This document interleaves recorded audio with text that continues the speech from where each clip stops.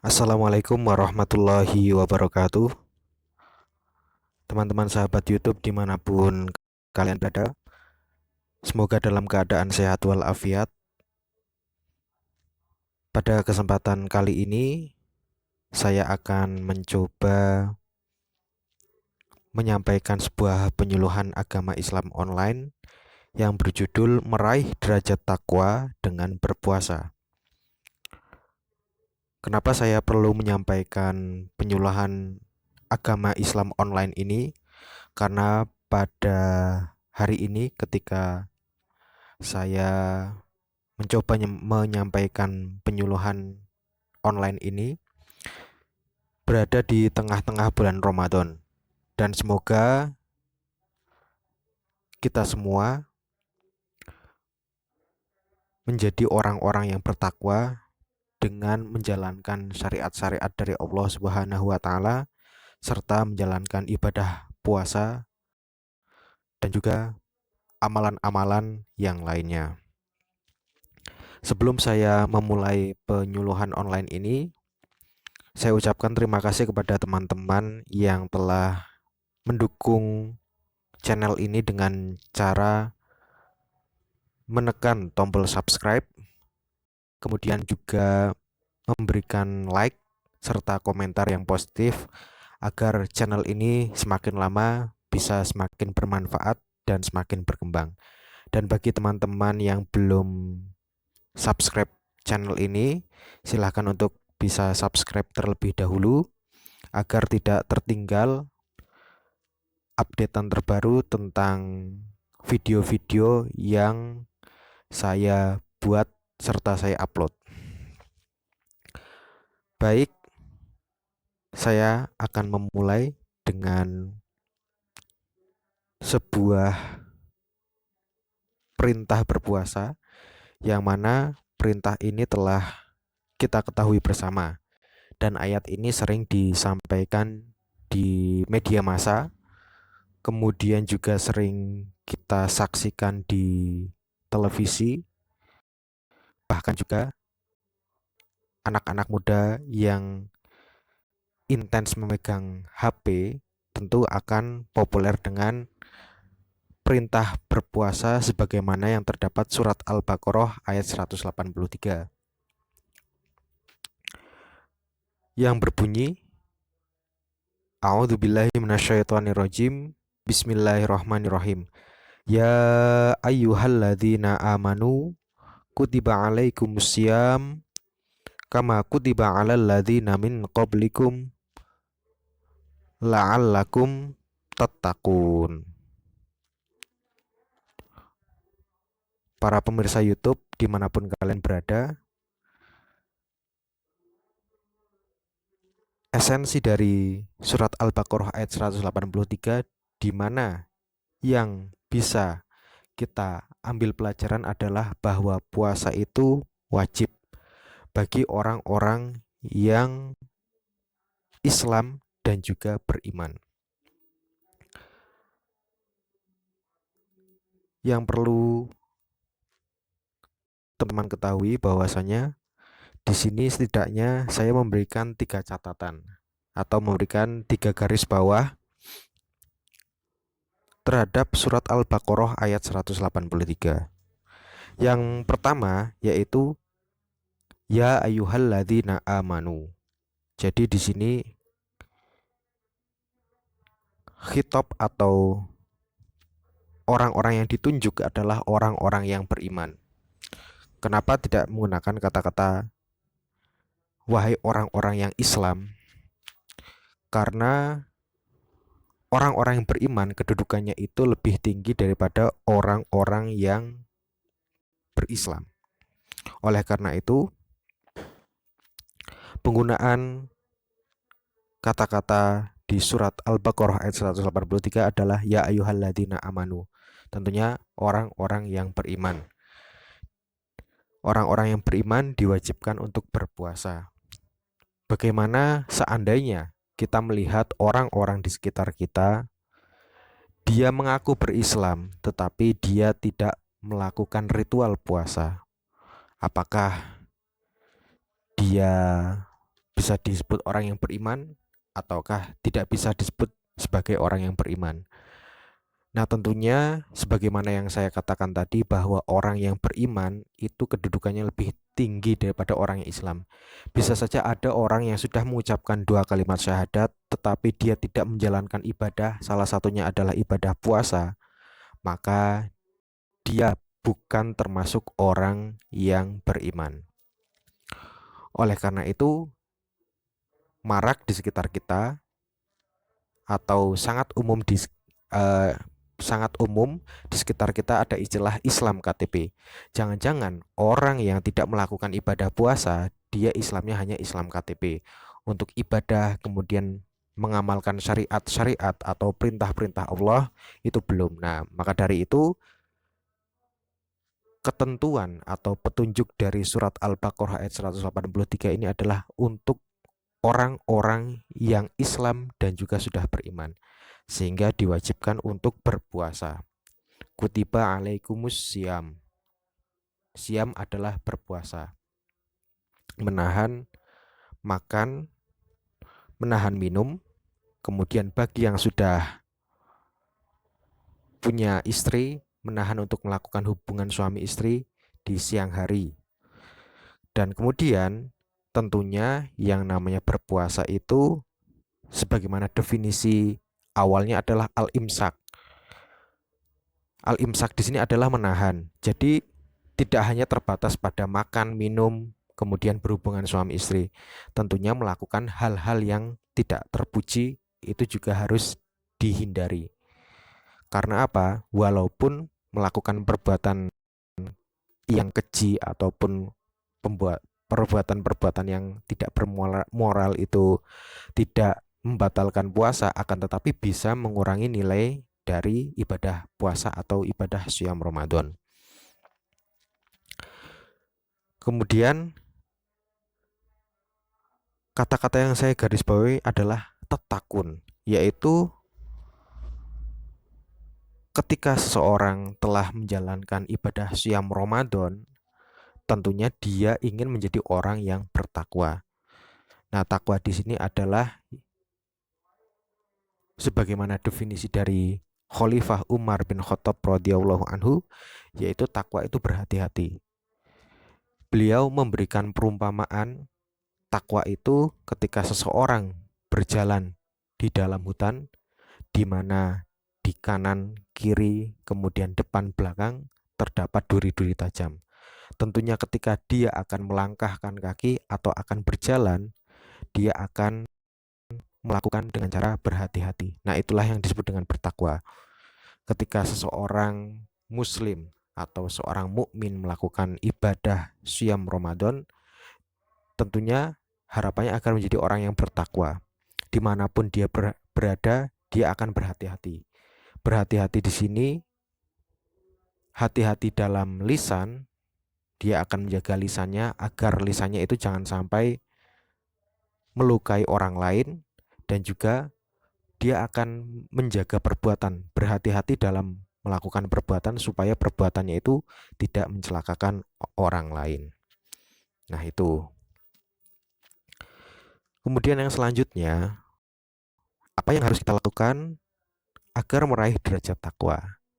Tentunya para ustadz, para ustadzah, kemudian para kiai dan para nyai, bahkan tokoh-tokoh agama telah memberikan banyak sekali nasihat-nasihat tentang berpuasa, tentang kaifiah atau tata cara melakukan ibadah puasa. Akan tetapi saya mencoba mengambil sudut pandang yang berbeda.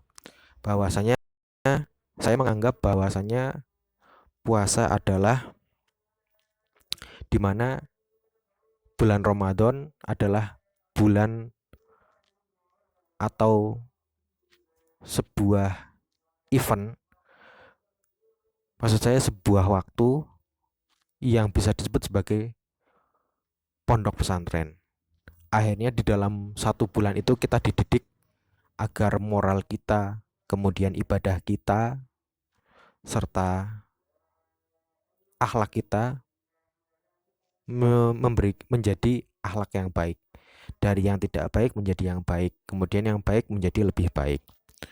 Oleh karena itu, sebetulnya inti dari berpuasa, sebagaimana yang saya katakan tadi, tidak hanya sebatas menahan lapar, haus, kemudian berhubungan suami istri di siang hari, tetapi juga menjauhi perbuatan-perbuatan yang dapat merusak nilai-nilai berpuasa. Para pemirsa dan juga sahabat YouTube, bahwasanya ada banyak sekali julukan dari bulan Ramadan. Salah satu yang saya ambil di sini adalah bahwasanya bulan Ramadan mempunyai julukan Syahrus Sober, yaitu bulan di mana di dalamnya orang muslim dituntut untuk melakukan kesabaran. Yang kita ketahui bahwasanya selama sehari penuh, entah itu di bulan Ramadan maupun di bulan Ramadan, wabil khusus di bulan Ramadan, kita tidak pernah lepas dari yang namanya sabar. Selama 24 jam, kita harus membawa sabar ke dalam hati kita terhadap setiap hal yang kita lakukan, terhadap setiap hal yang orang lain lakukan kepada kita. Oleh karena itu, pada bulan Ramadan ini, sikap sabar bisa dilihat. Yang pertama, ketika menahan lapar.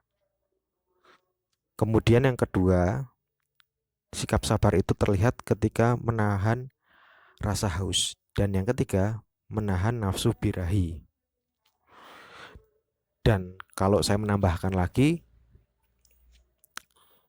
yang keempat itu orang menahan kesabaran terhadap perilaku orang lain yang tentunya tidak mengenakan diri kita masing-masing. Perlu kita ketahui bahwasannya yang dituntut untuk melakukan kesabaran tidak hanya orang-orang yang balik, orang-orang yang sudah diwajibkan untuk berpuasa. Orang-orang dari kecil, kemudian remaja, mereka mempunyai tingkat kesabaran sesuai dengan porsi masing-masing. Oleh karena itu, kesabaran itu tampak yang pertama pada anak kecil yang belum balik, sabar dalam menanti waktu berbuka. Nah, anak kecil tentu juga mempunyai kesabaran sesuai dengan porsi masing-masing. Misalkan ada anak sekitar berusia 5 tahun atau 4 tahun, kemudian dia ingin mencoba bagaimana rasanya berpuasa, menahan rasa lapar, rasa haus, dan lain sebagainya. Kemudian dia melakukan ibadah puasa. Tentunya kadang anak kecil ketika mau melakukan ibadah puasa atau ibadah-ibadah yang lainnya tentunya ada iming-iming.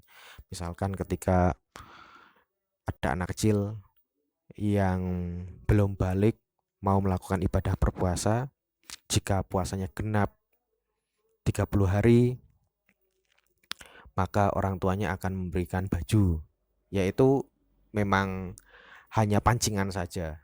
Tetapi niatan awalnya bukan itu. Niatan awalnya adalah dia ingin berpuasa. Dan tidak apa-apa anak kecil dipancing untuk melakukan sebuah kebaikan dengan hadiah. Tetapi perlu diberitahu juga bahwasanya setiap hal atau ibadah yang kita lakukan tentunya bukan karena ingin ibadah yang duniawi, tetapi ingin menghadap perintah Allah Subhanahu wa taala. Nah, anak kecil ini menahan lapar dari terbit fajar sampai dengan terbenamnya matahari. Dia menahan dengan sekuat tenaga untuk tidak makan seperti biasanya, untuk tidak jajan pada saat siang hari ketika dia sedang bermain. Nah, tentunya kesabaran inilah yang akan dinilai oleh Allah Subhanahu wa taala dan akan diberikan ganjaran oleh Allah Subhanahu wa taala. Dan Tentunya anak kecil ini yang melakukan kesabaran akan mendapatkan manfaat. Manfaat itu tidak harus berkaitan dengan materi, tetapi ketika melakukan sebuah pengorbanan, yang pertama dia dapatkan adalah pengalaman. Pengalaman ketika melakukan ibadah Syam Ramadan. Yang kedua, yang dia dapatkan adalah pembelajaran bahwasanya sabar itu perlu dipaksa. Sabar itu perlu dibiasakan. Kemudian yang ketiga, pembelajaran yang ia dapat ketika dia bersabar pada saat berpuasa, maka dia akan belajar bahwa kesabaran itu tidak ada batasnya. Di waktu apapun, dimanapun dia berada, dalam keadaan apapun, maka kesabaran itu harus tetap dia bawa di dalam relung hatinya. Itu yang pertama. Jadi anak kecil mempunyai tingkat kesabaran masing-masing. Ini hanyalah salah satu contoh. Kemudian contoh yang kedua, anak remaja yang sudah balik, dia bersabar, berpuasa sembari belajar di sekolah. Jadi ketika ada anak remaja yang masih sekolah, yang mana biasanya dia sekolah membawa uang saku untuk jajan di sekolahan, khusus pada bulan Ramadan, 1 bulan di bulan Ramadan, dia sekolah tetapi tidak jajan atau tidak makan di sekolahan. Nah, ini tentunya juga sebuah kesabaran yang dilakukan oleh seorang manusia sesuai dengan porsinya masing-masing.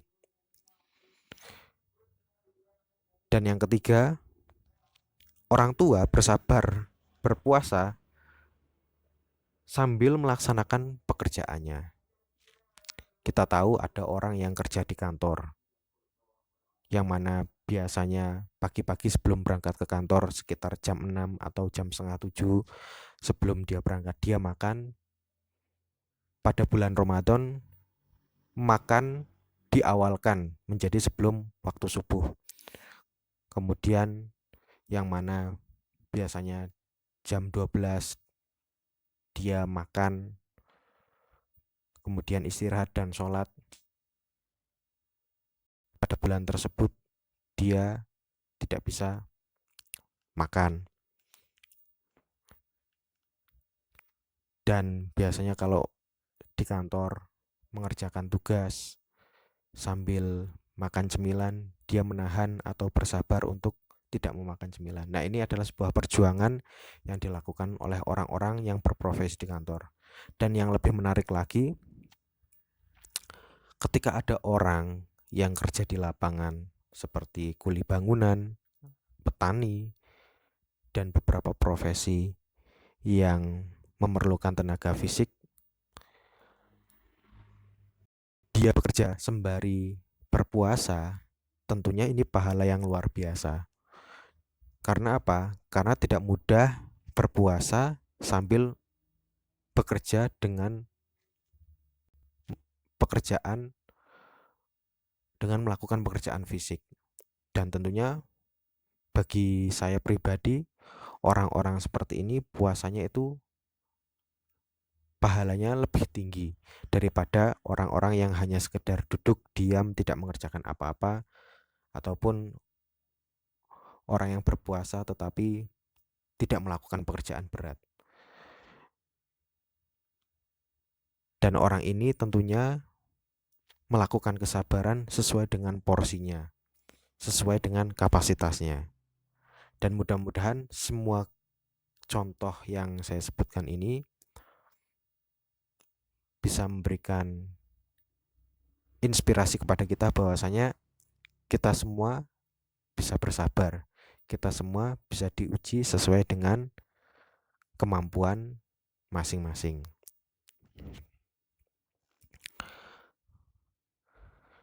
Dan selanjutnya, inti dari berpuasa selain melakukan kesabaran, diuji kesabarannya oleh Allah Subhanahu wa taala, tentunya seorang yang berpuasa, dia harus senantiasa berkata jujur dan menghindari berkata bohong. Pertanyaannya, mengapa kita harus berkata jujur, baik itu di bulan Ramadan maupun di luar bulan Ramadan? Tentu bahwasanya berkata jujur adalah cara paling mudah membangun kepercayaan kepada orang lain. Hak seorang manusia yang paling utama sebetulnya bukan yang berkaitan dengan pemenuhan materi atau pemenuhan hal-hal yang bersifat fisik, tetapi hak untuk dipercaya. Bagaimana jadinya jika seseorang mempunyai materi banyak, mempunyai harta yang banyak, tetapi tidak dipercaya orang lain? Tentu hidupnya tidak enak. Lain halnya apabila seseorang tidak mempunyai harta, tidak mempunyai materi yang bagus, tetapi dia dipercaya oleh orang lain, itu lebih baik tentunya. Nah, oleh karena itu kita melakukan kejujuran tentunya agar dipercaya oleh orang lain. Rasulullah Shallallahu Alaihi Wasallam pun juga demikian. Kenapa beliau bisa diutus menjadi seorang nabi dan seorang rasul? Tentu pada saat beliau muda sebelum diangkat menjadi nabi, beliau sudah diberikan gelar Al-Amin oleh orang-orang di sekitarnya. Dipercaya untuk menjaga barang-barang, dipercaya untuk memutuskan suatu permasalahan atau perkara secara adil. Dan semua orang di sekitar Nabi Muhammad percaya bahwa Nabi Muhammad adalah orang yang dapat dipercaya karena kejujuran dan karena tidak pernah bohong. Berkata jujur itu sangat penting. Sebagaimana ada sebuah kisah, kisahnya ini berasal dari Arab. Judulnya Ar-Rajulu wa Dhi'bu. Jadi Alkisah pada zaman dahulu ada seorang laki-laki yang mempunyai sapi, kemudian dia gembalakan di padang rumput. Setiap hari dia bekerja menggembala sapinya dan menemani sapinya untuk makan di padang rumput. Suatu ketika terbersitlah dalam pikirannya untuk mencari sesuatu yang sensasional, atau dia ingin menjahili orang-orang yang ada di sekitarnya. Dengan cara apa? Dengan cara berbohong. Kalau bahasa sekarang adalah ngeprank orang-orang di sekitar.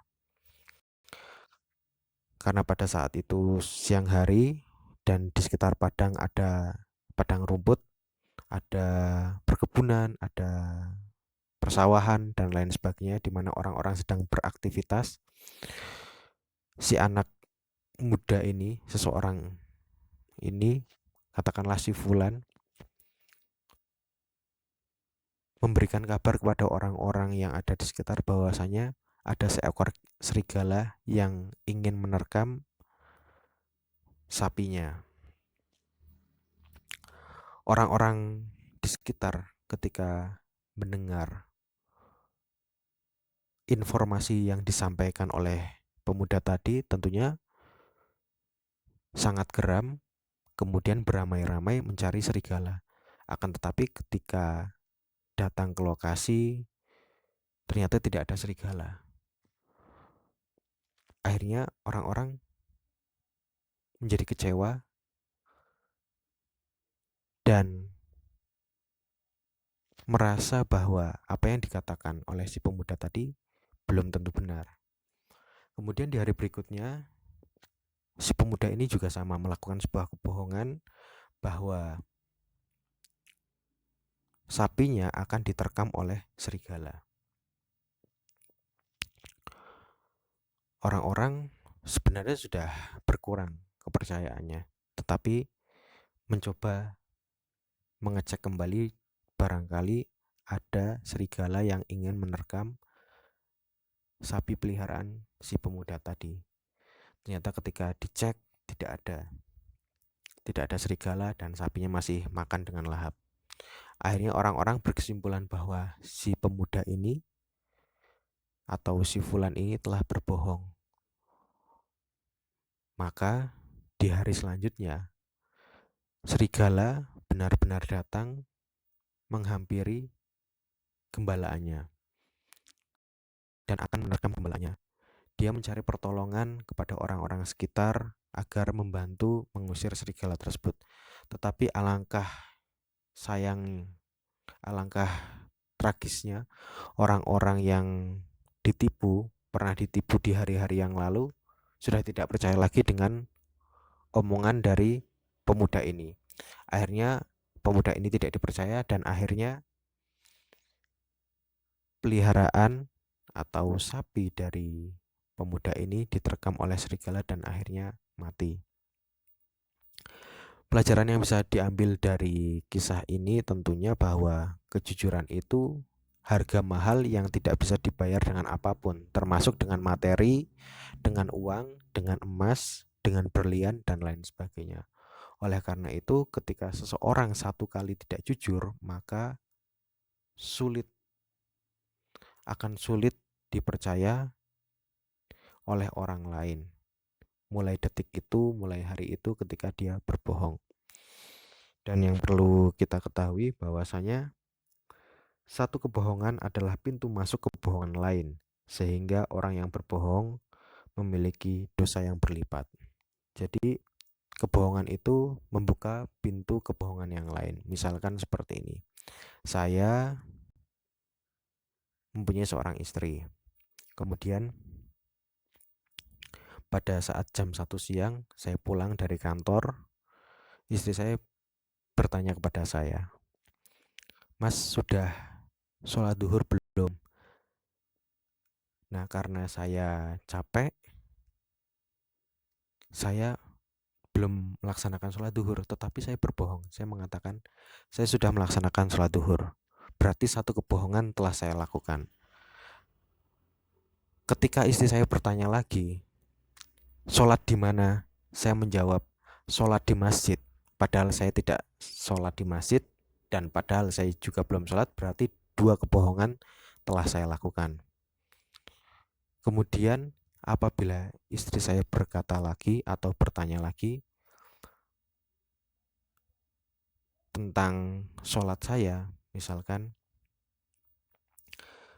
bertanya,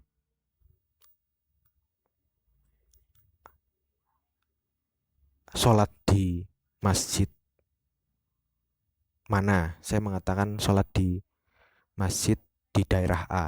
Padahal saya tidak sholat, belum sholat, saya tidak berjamaah, dan saya juga tidak sholat di masjid A.